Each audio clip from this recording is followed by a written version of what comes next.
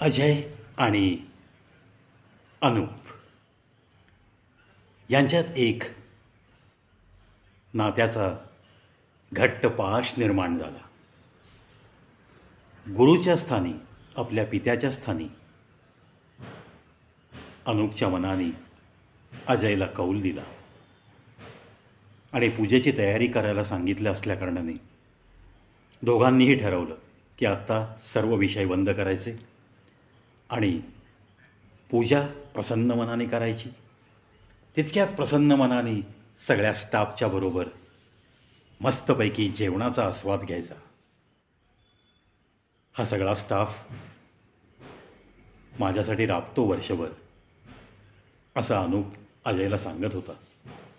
त्यांना वर्षातनं एकदा त्यांच्यासोबत खांद्याला खांदा लावून त्यांच्या ताटाच्या जवळ ताट ठेवून जेवताना हा आपल्या दिवाळीतल्या पाडव्याचा क्षण माझे वडील असतानापासून आम्ही दरवर्षी साजरा करतो. आता बाबा नाही आहेत, पण त्यांनी चालू केलेली परंपरा ती मी कदापिही खंडित पाडणार नाही. चला पाहूया, खाली जाऊया का, असं अजय सरांना अनूपनी मोठ्या अदबीने विचारलं. अजयसुद्धा म्हणाला, yes yes sure, why not. चला खाली जाऊयात, सगळ्यांना आपण आनंद वाटूयात. हो ना सर, आज मी पुन्हा एकदा तुम्हाला सांगतो की आज मला माझे आई आणि बाबा तुमच्या रूपात दोघंही पुन्हा भेटल्याचा आनंद आहे. त्यामुळं माझ्या आनंदाची परिसीमा खूपच उच्च पातळीची आहे. त्याबद्दल तुमचे मी लाख लाख धन्यवाद मानतो सर. त्या नियतीचे आभार मानतो. त्या बालाजीचं दर्शन घेऊन मी आलो काय, आणि त्या बालाजीनी माझी झोळी इतक्या आनंदाने भरली काय. कायमचा मला एक आनंद देऊन त्या बालाजीने मला खूप खूप खुश केलं आहे. उगीच नाही त्या बालाजीला लोक मानतात. 5 वर्षांनी का होईना, पण त्यांनी माझी विनंती मान्य केली. सर चला खाली जाऊया. दोघंही अनूप मालक आणि अजय सर खाली आलेत आणि अजयशी आपल्या अनूप मालकांचं काय नातं निर्माण झालं हे समजलेल्या मॅनेजरचा चेहरा अधिकच खुलला. दोघांना जिन्यावरनं उतरताना पाहिल्यानंतर मॅनेजरच्या चेहऱ्यावर खूप छान हसू आलं. का तर आपल्या मालकांनासुद्धा तो इतक्या आनंदात प्रथमच बघत होता.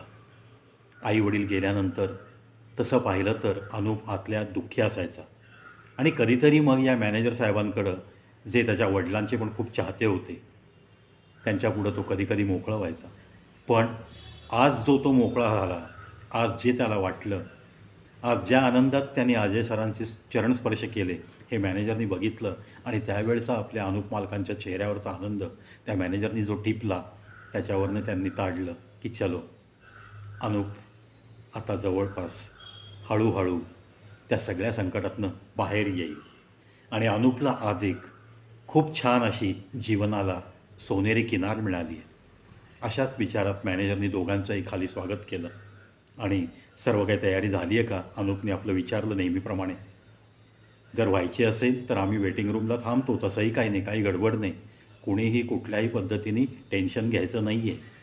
अनूपचं नेहमीचं हे खूप अदबीने सगळ्या स्टाफशी वागणं हे पाहिल्यावर अजयलासुद्धा छान वाटलं.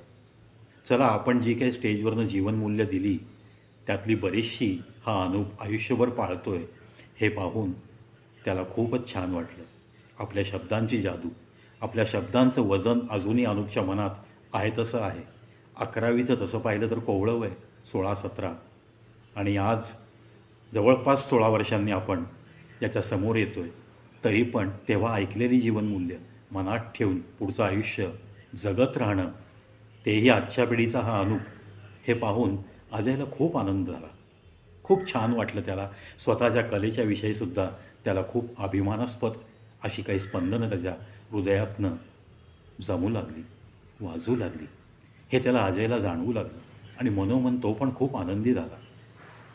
यथावकाश मॅनेजर आणि दुसरे एक हॉटेलमधले सिनियर मेंबर या दोघांनी मस्त तयारी करून ठेवली होती आणि या भव्य बालाजीच्या तस्विरीचं पूजन सुरू झालं. LED लॅम्प्सनी ती तस्वीर तर सजलेली होतीच. छानपैकी धूप आणि अगरबत्ती आणि निरांजन लावण्यासाठी अनूपनी अजय सरांना आमंत्रित केलं. माईक पण मागवला. माईकवर अनूपने अनाऊन्समेंट केली की आजचं पाडव्याचं पूजन, आपल्या श्री व्यंकटेशाचं पूजन आणि इतर देवादिकांचं पूजन अजय सरांच्या शुभहस्ते होत आहे, म्हणून अजय सरांचं आपण टाळ्या वाजवून अभिनंदन करा. अशी त्यांनी अनाऊन्समेंट केल्या केल्या टाळ्यांचा कडकडाट झाला. अनेक वर्षांनी अशा अजयसाठी वाजलेल्या टाळ्या, त्या ऐकताना त्याचं मन भरून आलं. त्याला आपसुकच त्या व्यंकटेशाच्या तस्वीरीकडे पाहता पाहता आईवडिलांची तस्वीर आठवली, आईवडिलांचे चेहरे आठवले. आईवडील जेव्हा कार्यक्रम बघायला यायचे तेव्हा एक कलाकार समजून आपसुकच त्यांच्या हातनंसुद्धा टाळ्या वाजलेल्या तो पाहायचा. आणि त्याच्या वडिलांनी एकदा कबूल केलं होतं, अरे पहले 5-10 मिनट ऐसे लगता है कि मैं मेरे बेटे का प्रोग्राम देख रहा हूँ, लेकिन तेरे 1-2 प्रेजेंटेशन हो जाने के बाद ऐसे महसूस होता है कि मैं एक ऑडियंस का हिस्सा हूँ और मेरे सामने एक कलाकार अपनी कला पेश कर रहा है. असं वडिलांचं खूप प्रेमाने बोललेली वाक्य त्याला आठवू लागली. त्या टाळ्यांच्या गजरात त्याला पहिल्या रांगेत कुठेतरी त्याचे आईवडील बसलेत हे त्याला त्या बालाजीच्या तस्वीरीकडे बघितल्यावर दिसू लागलं. चक्क आईवडिलांचे चेहरे त्या तस्वीरीत दिसायला लागले त्याला.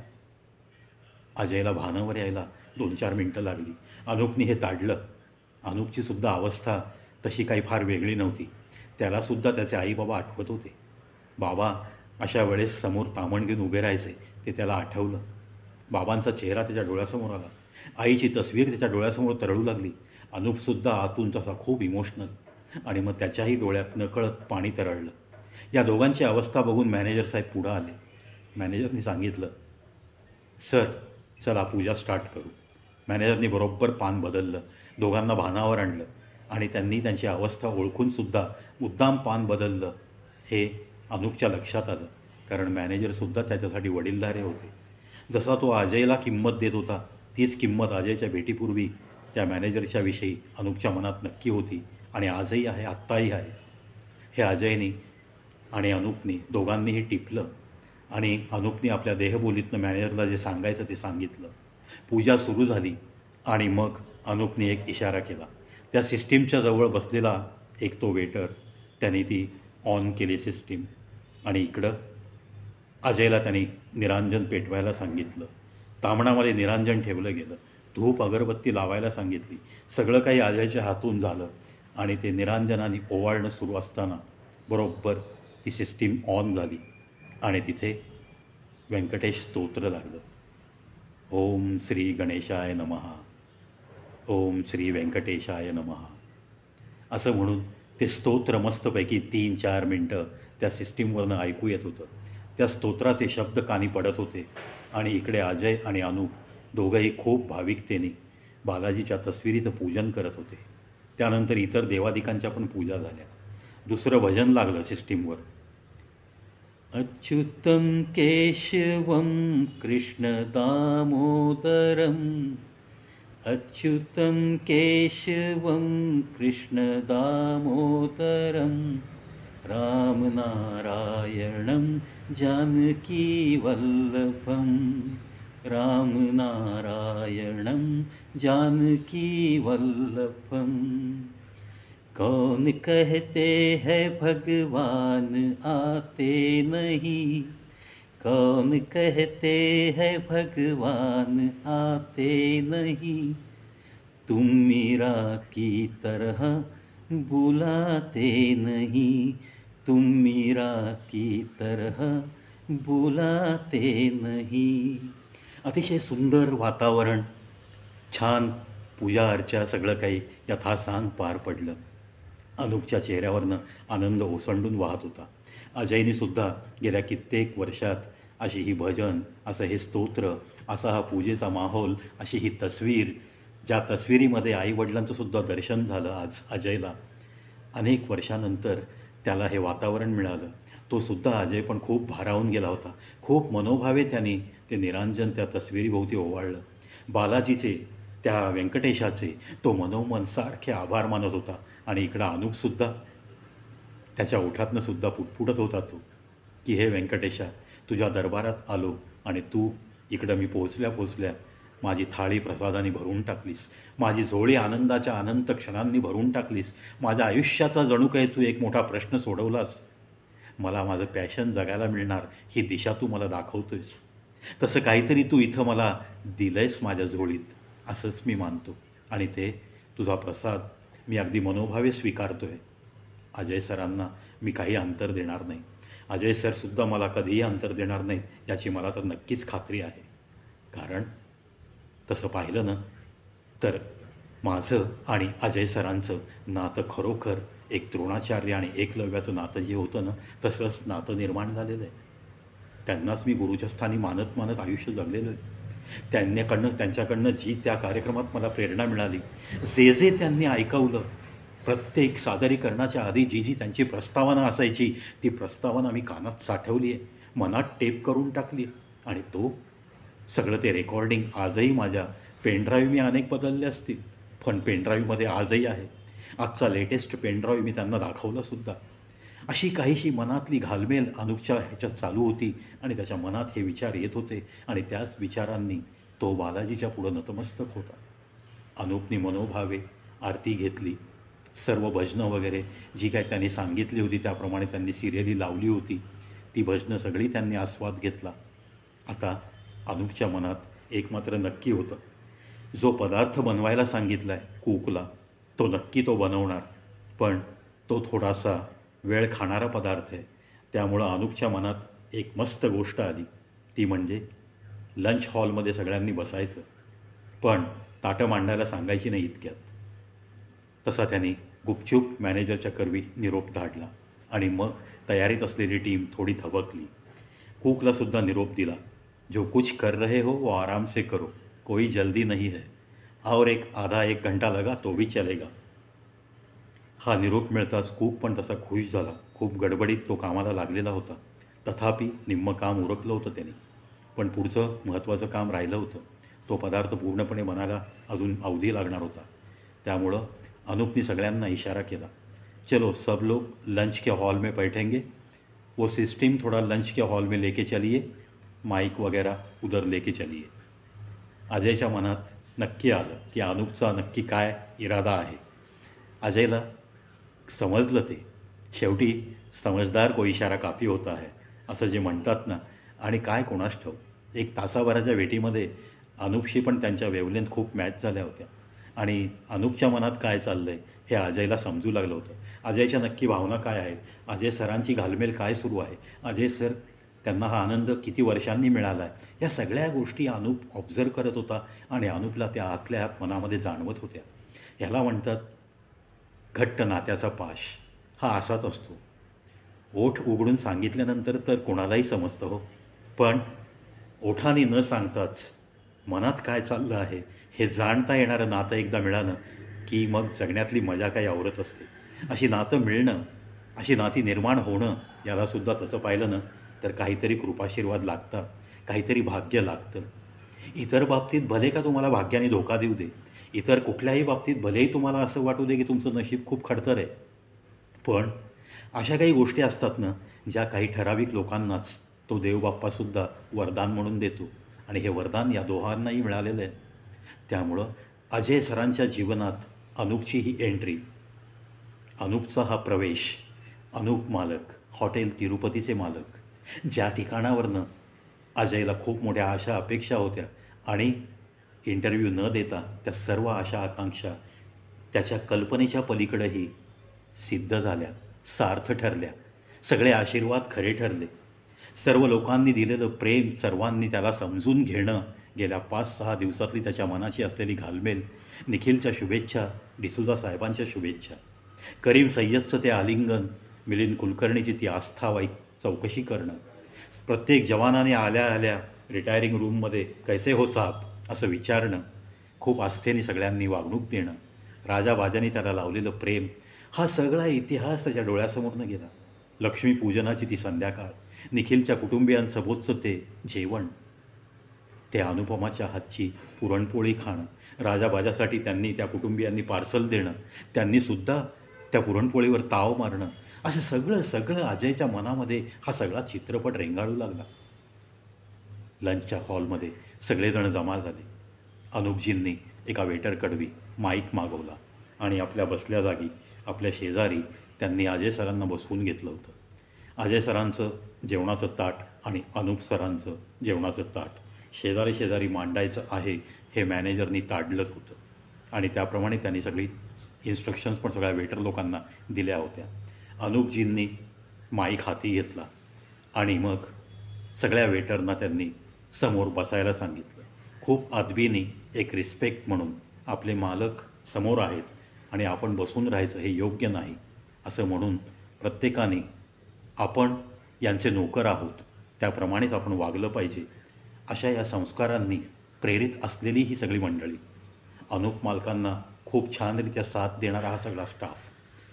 मॅनेजर करवी अनुपनी सगळ्यांना आधी सांगितलं, मैनेजर जी पहले आप स्थानापन्न हो जाइए, बैठिए और सारे मेरे स्टाफ को मैं तहे दिल से विनती करता हूँ कि आप भी सब लोग बैठ जाइए.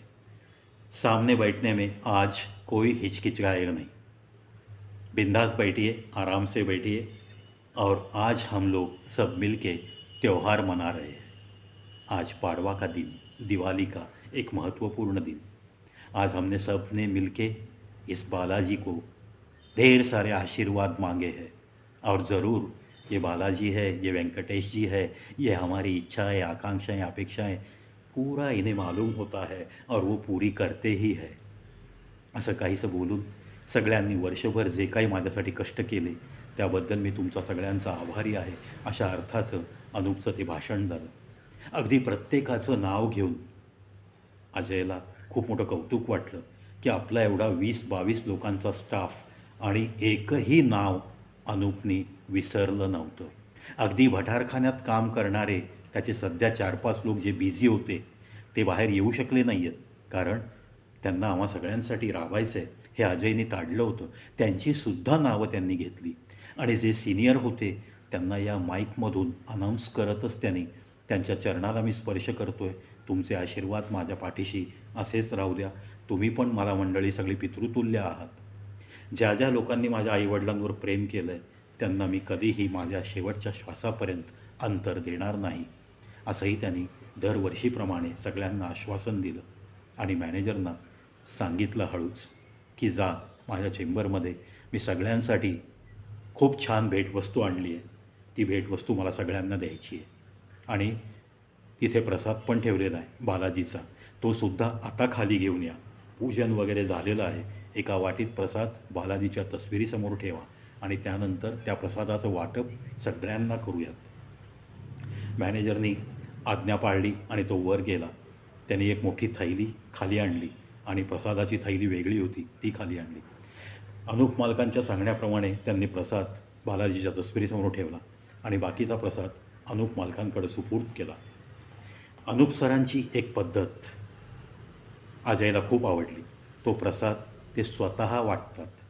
त्यांनी स्वतः सगळ्यांना फिरून प्रसाद वाटायला सुरुवात केली. पण सर्वप्रथम माईक हातात घेतला आणि अनाऊन्स केलं की ज्या बालाजीनी, ज्या व्यंकटेशामुळं मला आज अजय सरांची भेट घडली आहे आणि आपल्या हॉटेलला एक माझ्या वडिलांसारखाच पुन्हा एक मालक लावला आहे अशी अनाऊन्समेंट करून या हॉटेलच्या मालकाला आजपासून या हॉटेलचे मालक अनुप मालक नाही आहेत. आजपासून या हॉटेलचे मालक अजय सर आहेत अशी अनाऊन्समेंट केली. सगळ्यांनी हतबुद्ध होऊन एकमेकांकडे पाहिलं पण मॅनेजरच्या डोळ्यात खूप आनंद दिसला. मॅनेजरला ही गोष्ट खूप आवडली आणि म्हणून आजचा हा बालाजीचा प्रसाद आपण अजय सरांना सर्वप्रथम देत आहोत आणि मग मी सर्वांकडे येईल. सगळ्यांनी या व्यंकटेशाचा प्रसाद मी खास तुमच्या सर्वांसाठी तिकडून आणलेला आहे. या प्रसादाचं सेवन करूया आणि त्यानंतर मग अजय सरांना मी नम्र विनंती करेन की या प्रसादाचं सेवन झाल्यानंतर छानपैकी 2 पाण्याचे घोट प्यावे आपण सगळ्यांनी आणि सगळ्यांनी पुन्हा स्थानापन्न व्हावं आणि अजय सरांनी त्यांच्यामध्ये जी कला अजून जिवंत आहे त्या कलेचा काय त्यांना आवडतील ते अंश सादर करावा अशी मी त्यांना नम्र विनंती करतो. ही सगळी अनाऊन्समेंट केल्यानंतर अजय सरांच्या मनात मात्र एकच वाक्य घोळत होतं की आजपासून या हॉटेलचे मालक आहेत अजय सर. ज्याप्रमाणे माझे बाबा या हॉटेलचे मालक होते त्याप्रमाणेच आजपासून अजय सर या हॉटेलचे मालक आहेत. या हॉटेलचे मालक अनूप मालक नाही, तर आजपासून अजय सर या हॉटेलचे मालक आहेत. असं निक्षून सांगताना चेहऱ्यावरती सुंदर हास्य आणि ती अनूपची अनाऊन्समेंट, हा नजारा अजयला खूप भावला. अजय खूप आतून भारावून गेला होता. फक्त अजय तिथं ओक्साबोक्शी रडायचा राहिला होता. अजयच्या मनाची ही घालमेल कदाचित ऐकणाऱ्या प्रत्येकाच्या मनाची ही घालमेल झाली असेल.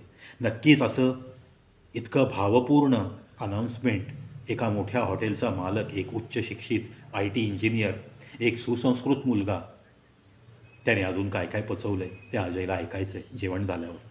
तुम्हालाही यांचं जेवण झाल्यावर आणि अनूपने अनाऊन्स केल्याप्रमाणे छोटासा अजय सरांचा तिथे कार्यक्रम झाल्यावर या गोष्टी तुम्हाला नक्की ऐकायच्या. पाहत राहा, ऐकत राहा.